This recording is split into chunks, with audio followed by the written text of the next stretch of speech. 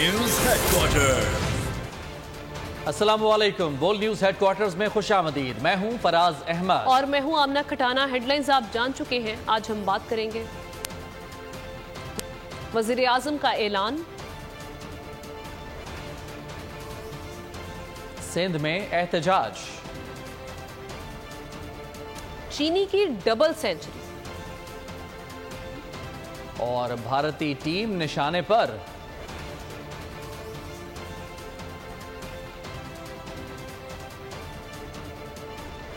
Bulletin का आगाज करेंगे इस खबर के साथ कि 9 मई के वाकयात का हदफ आर्मी चीफ और उनकी टीम थी। तशद्दुद पर आमादा जमात के खिलाफ कानून के मुताबिक कार्रवाई न हुई तो हम इस मामले में फरीक नजर आएंगे। निगरान वजीर आजम अनवारुल हक काकड़ का इंटरव्यू में इजहार ख्याल, कहा ऐसा तासुर नहीं देना चाहिए कि 9 मई के मुल्ज़िमान के खिलाफ कोई इंतकामी कार्रवाई हो रही है।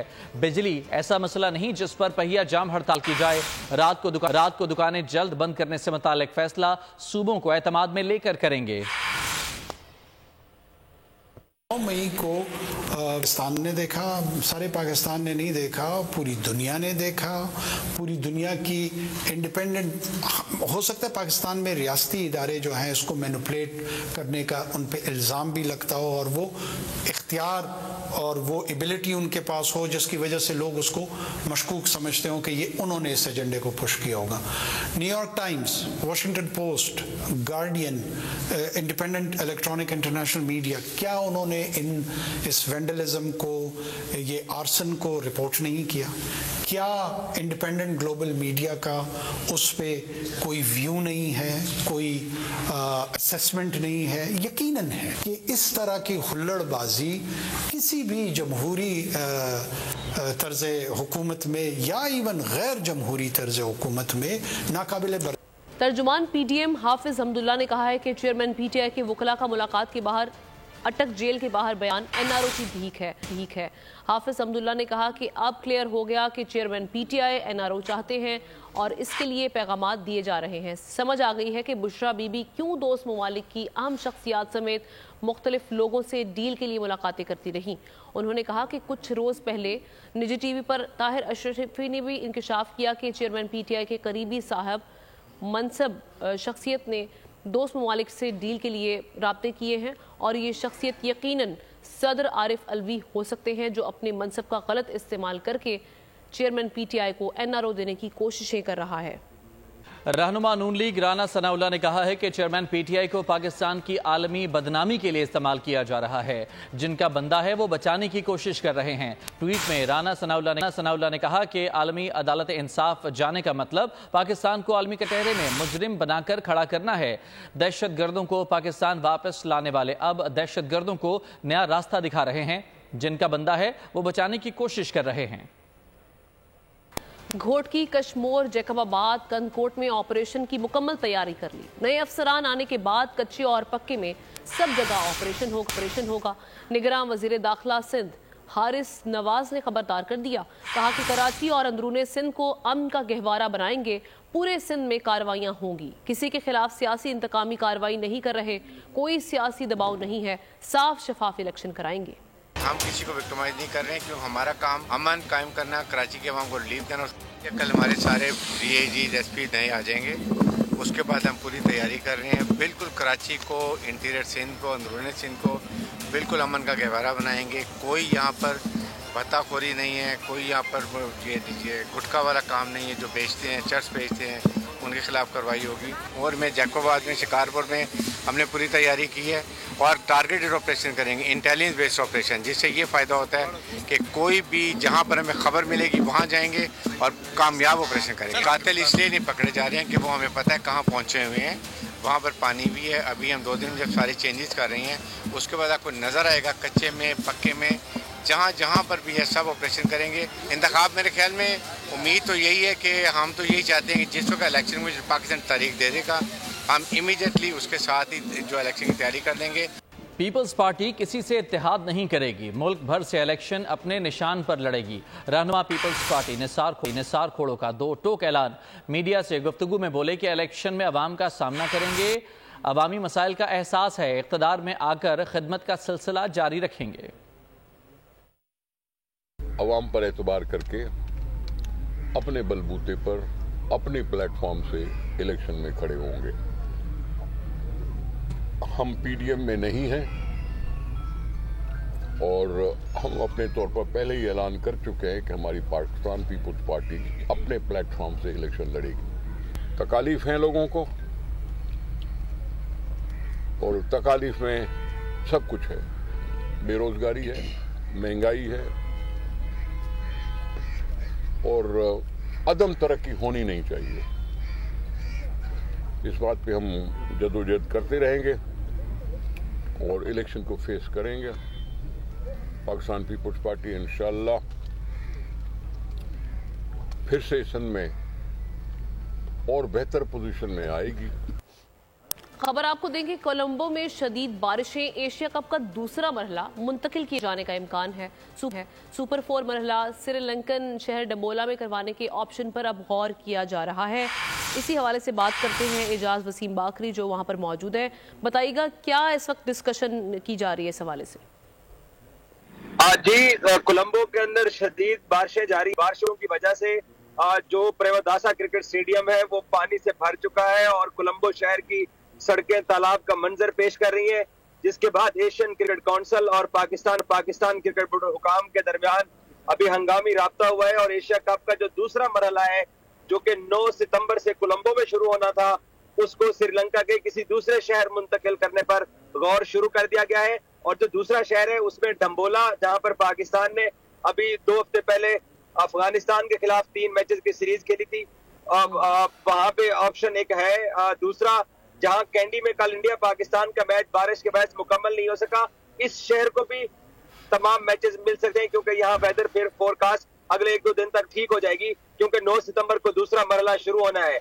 तो पाकिस्तान क्रिकेट बोर्ड के जो हुकाम है और एशियन क्रिकेट काउंसिल के हुकाम, उनके आपस में मुलाकातें जो है वो आज शाम को लाहौर में मुतवक्के हैं क्योंकि चार्टर प्लेन के जरिए पाकिस्तान क्रिकेट बोर्ड के आला हुकाम इस वक्त प्लेन के अंदर मौजूद हैं और जो कि पाकिस्तानी टीम के हमरा कुछ देर बाद लाहौर में ये चार्टर प्लेन लैंड करेगा और उसके बाद लाहौर के पीसी होटल में एशियन क्रिकेट बोर्ड के हुकाम और पीसीबी की मुलाकात होगी। और साथ आपको ये भी मैं बता दूं कि कल सुबह बीसीसीआई के इंडियन क्रिकेट बोर्ड के प्रेसिडेंट जो है वो लाहौर पहुंच रहे हैं, उनको ज़का अशरफ वाघा बॉर्डर पर इस्तकबाल करेंगे।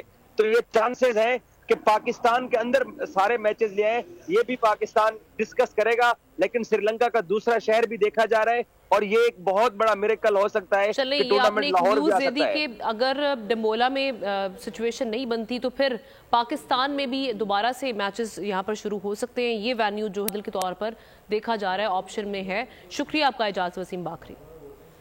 कराची की जिला बस्ती में एक बार फिर डकैती की वारदातों में इजाफा हो गया। अजीजाबाद 8 नंबर में 4 मुलजमान ने पान की दुकान को लूट लिया। असलहे के जोर पर मुलजमान हजारों रुपए नकदी और बड़ी तादाद में सिगरेट के पैकेट लूट कर चलते बने। जिला बस्ती कराची में लुटेरे सरगर्म, पान की दुकान को भी ना छोड़ा। अजीजाबाद 8 नंबर में 2 मोटरसाइकिलों पर 4 मुलजमान पान की दुकान पर पहुंचे। अधेड़ उम्र मुलजम असलहे के जोर पर दुकान में घुसा और दुकानदार को यरकमाल बना लिया। नकदी जमा करके जेब में डाली, सिगरेट के पैकेट भी उठाए और धमकियां देते हुए चलते बने।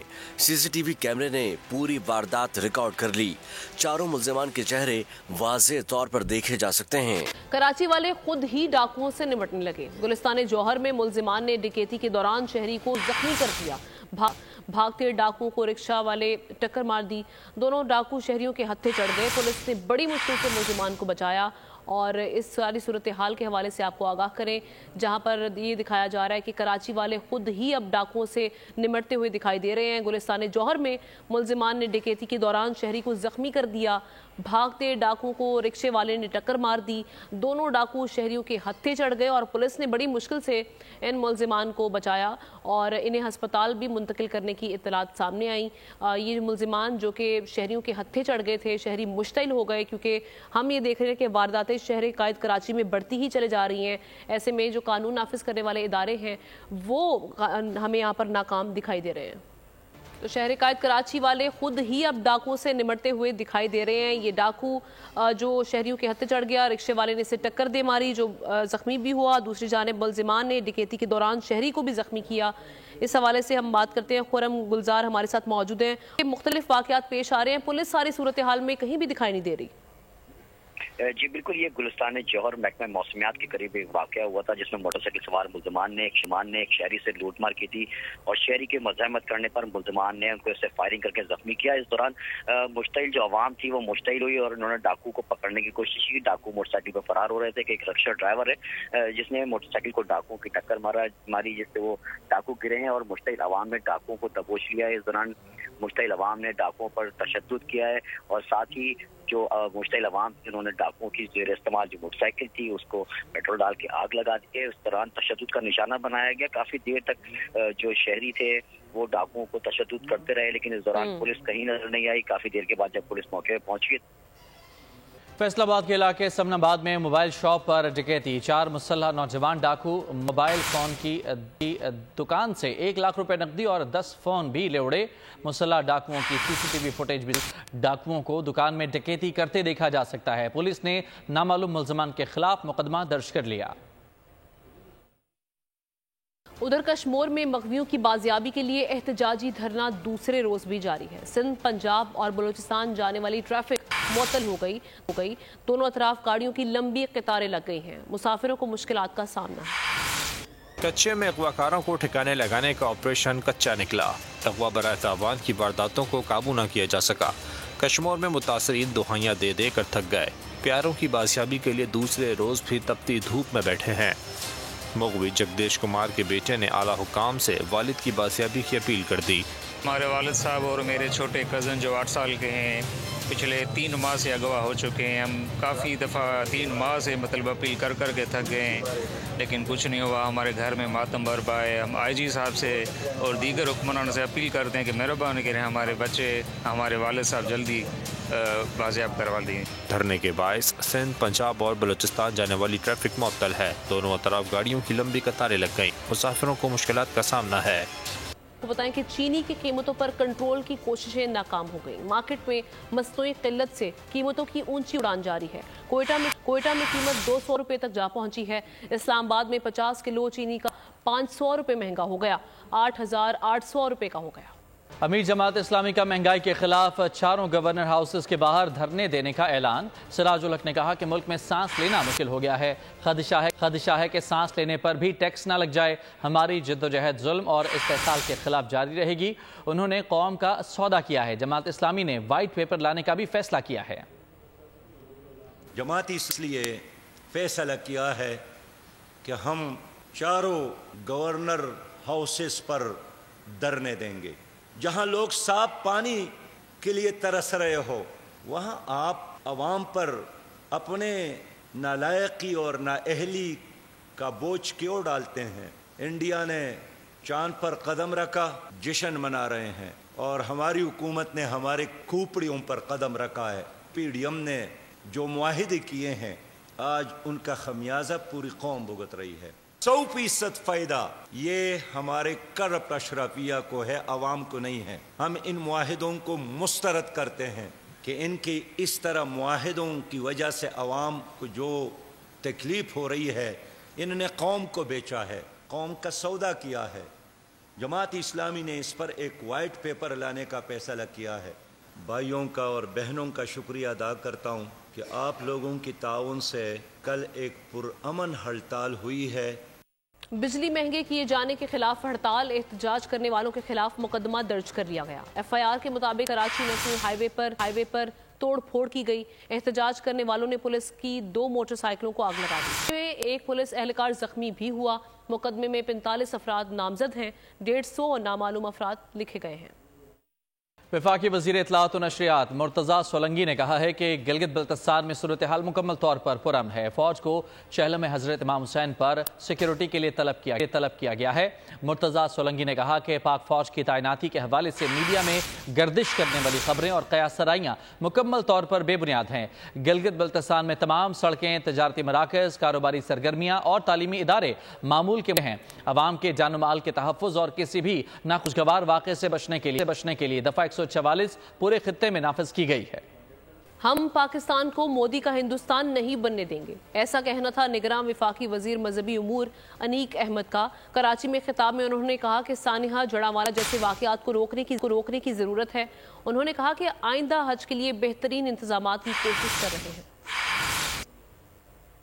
میئر کراچی بیرسٹر مرتضی وہاب نے لیاری میں گرلز سائیکلنگ پریڈ کا افتتاح کیا۔ اس موقع پر ان کا کہنا تھا کہ ہماری قیادت اور رہنماؤں کے خلاف جھوٹا پروپیگنڈا کیا جا رہا ہے۔ مواش گوٹ اور ملیر والے دونوں واقعات بدقسمتی ہیں۔